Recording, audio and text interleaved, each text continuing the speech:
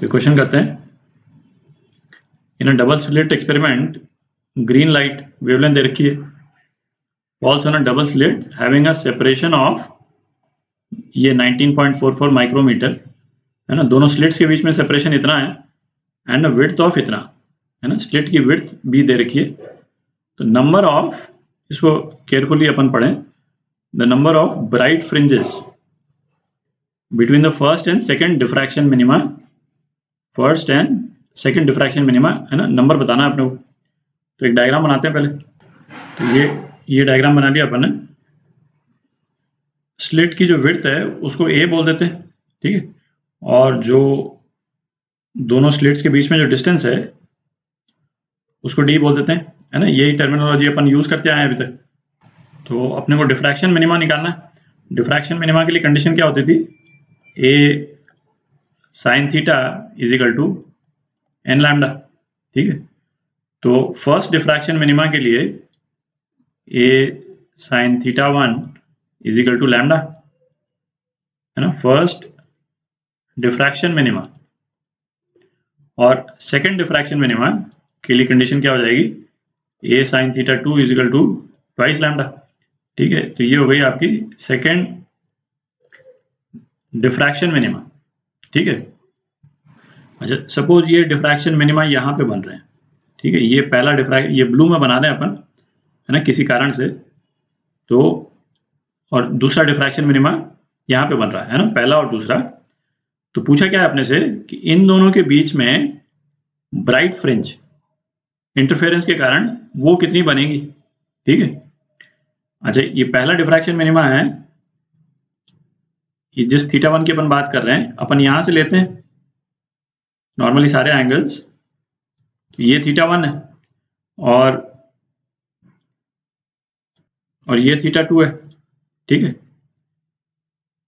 अच्छा, डिफ्रैक्शन के केस में भाई आप बोलिएगा कि भाई हम थीटा जो है वो स्लिट के सेंटर से लेते थे, सिंगल स्लिट लेते थे और स्लिट के सेंटर से लेते थे। तो इसमें सी ये चीज देखें कि ये ना, ये अप्रोक्सीमेशंस हैं। तो ये अप्रोक्सीमेशन अपन क्यों ले पा रहे हैं, क्योंकि ये जो डिस्टेंस है डी, वो ए से और डी से दोनों से बहुत ज़्यादा बड़ा है, ठीक है। ये बहुत ही ज़्यादा बड़ा है ए से या डी से। आप देखें इसमें ए और डी जो है माइक्रोमीटर्स में है, माइक्रोमीटर, मिलीमीटर भी नहीं है ना, माइक्रोमीटर में है। और डी जो है वो मीटर्स में होता है, ठीक है। तो ये अप्रोक्सीमेशंस हैं, तो हम कॉन्शियसली यहाँ से ले रहे हैं, है ना, थीटा। तो उसमें ये चीज़ फिर आपके दिमाग में आएगी कि भाई हम डिफ्रैक्शन में स्लिट के बीच में से लेते थे एंगल, तो यहाँ से क्यों लिया, तो है ना, ये मान के चलें कि अप्रोक्सीमेशन है।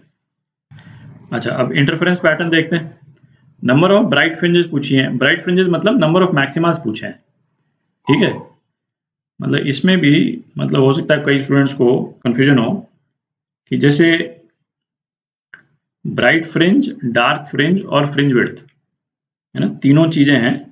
तो इसके बारे में बिल्कुल क्लैरिटी होनी चाहिए, क्योंकि फिर इस तरह के क्वेश्चंस में गलती होने का चांस रहता है ना।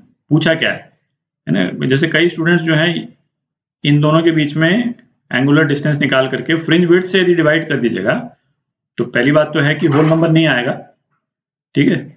और फिर उस जो भी नंबर आएगा फिर उसको इंटरप्रेट करने में आपको दिक्कत होगी। तो ये बिल्कुल प्रिसाइज क्वेश्चन है ना। ब्राइट फ्रिंज, तो जैसे ये मैक्सिमा हुआ सपोज, ठीक है, और दूसरा मैक्सिमा ये हुआ, उसकी लोकेशन तो बिल्कुल एग्जैक्ट अपने को मालूम रहती है ना, अपन निकाल सकते हैं। अच्छा, इसके एग्जैक्ट बीच में जो है वो मिनिमा है। तो जो ये है, ये ब्राइट फ्रिंज, ठीक है, ये क्या हुआ, और मैक्सिमा, ठीक है, ये हुआ डार्क फ्रिंज और मिनिमा, ठीक है। अब है तीसरा फ्रिंज विड्थ।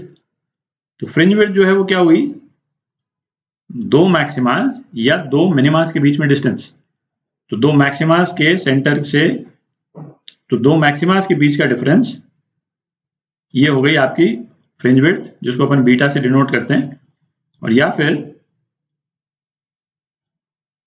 ये अगला मैक्सिमा है, ये दो मिनिमास के बीच का डिस्टेंस है ना, ये भी फ्रिंज विड्थ, सेम चीज, क्योंकि फ्रिंज विड्थ तो वेरी नहीं करती है, ये तो अपने को मालूम है इंटरफेरेंस पैटर्न में।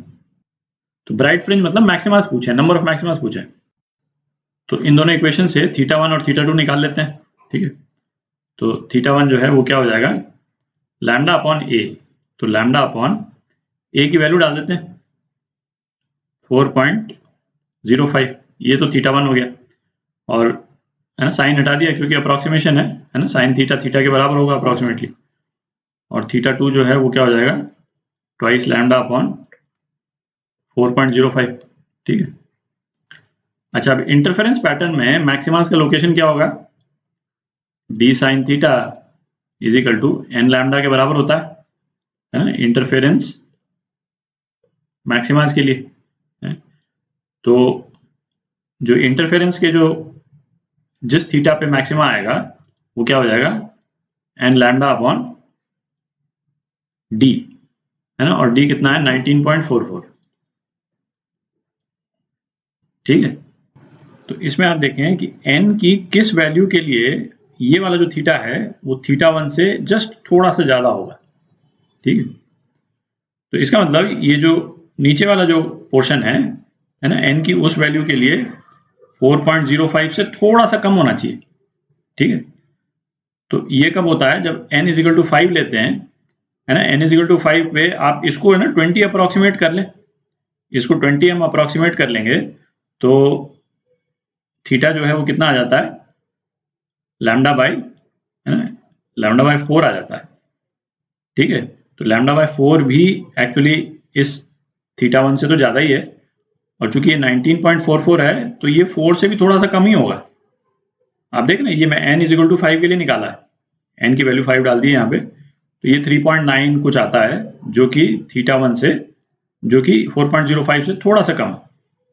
तो n इज इक्वल टू 5 पे फर्स्ट मैक्सिमा इस डार्क जो ये डिफ्रैक्शन मिनिमा है, फर्स्ट डिफ्रैक्शन मिनिमा, इसके बाद में बनेगा। तो ये आ गया n इज इक्वल टू 5 वाला मैक्सिमा, ठीक है।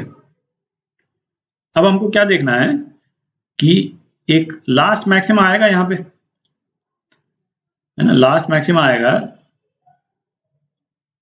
यहाँ पे, वो n की किस वैल्यू के लिए आएगा। तो n की कौन सी वैल्यू लें अपन जो कि θ2 से जस्ट कम थीटा हमको दे दे। तो इसको आप देखें, जैसे अप्रोक्सीमेटली इसको हम लिख सकते हैं लैम्डा बाई 2 लिख सकते हैं, है ना, 2 से डिवाइड कर दिया, लैम्डा बाई 2। अच्छा, इसको यदि अपन 20 मान के चलते हैं तो n की वैल्यू यदि अपन 10 लेते हैं, ठीक है, तो n इज इक्वल टू 10 पे थीटा जो कितना आ जाता है, लैम्डा अपॉन 2 आ जाता है, ठीक।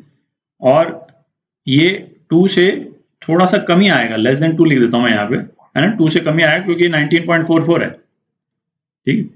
तो ये 2 से यदि थोड़ा सा कम आ गया तो θ2 से ऊपर चला जाएगा, ये वाला थीटा जो है वो इस θ2 से ऊपर चला जाएगा, दिख रहा है। तो अपने को क्या चाहिए, n इज इक्वल टू 9। तो n इज इक्वल टू 9 की वैल्यू पे लास्ट मैक्सिमा जो कि सेकेंड डिफ्रैक्शन मिनिमा के नीचे है वो आएगा, ठीक है। n इज इक्वल टू 10 पे वो मैक्सिमा जो है वो ऊपर चला जाएगा, n इज इक्वल टू 10 वाला मैक्सिमा यहाँ चला जाएगा, तो ये n इज इक्वल टू 10 है और ये n इज इक्वल टू 9 है। तो ये एनालिसिस हम सीधा फ्रिंज विड्थ से क्यों नहीं डिवाइड कर रहे, क्योंकि भाई कोई जरूरी थोड़ी आप फ्रिंज विड्थ से डिवाइड कीजिएगा ना तो आपके पास में क्या फिगर आएगा, नंबर ऑफ फ्रिंजेस इस पीरियड के अंदर जो आती हैं वो आती हैं 4.8, ठीक है। अच्छा, अब इसमें ऑप्शन में आप देखें तो 5 भी एक ऑप्शन है और 4 भी एक ऑप्शन है, तो इसमें से कौन सा वाला आप करेक्ट कीजिएगा। तो यदि आप करें कि भाई फुल फ्रिंजेस तो 4 ही आ रही हैं तो 4 करेक्ट कर दें तो अपना आंसर गलत हो जाएगा, ठीक है। देख रहे हैं, क्योंकि क्या है, अपने को मालूम नहीं है कि जैसे इस जो डिफ्रैक्शन मिनिमम है इसके बाद जस्ट बाद में पहले मिनिमा आ रहा है या मैक्सिमा आ रहा है, ठीक है। तो 5 ब्राइट आ रहे हैं और 4 डार्क आ रहे हैं, या 5 डार्क आ रहे हैं और 4 ब्राइट आ रहे हैं, आप देख रहे हैं, क्योंकि पूरे 5 तो आ ही नहीं रहे, है ना, ये तो 4.8 है। तो इससे बिल्कुल एब्सोल्युटली क्लियर हो जाता है। तो n इज इक्वल टू 5 से n इज इक्वल टू 9, तो n इज इक्वल टू 5, 6, 7, 8 और 9। कितने मैक्सिमा हो गए अपने पास में? 5 मैक्सिमा हो गए। तो ये अपना ऑप्शन,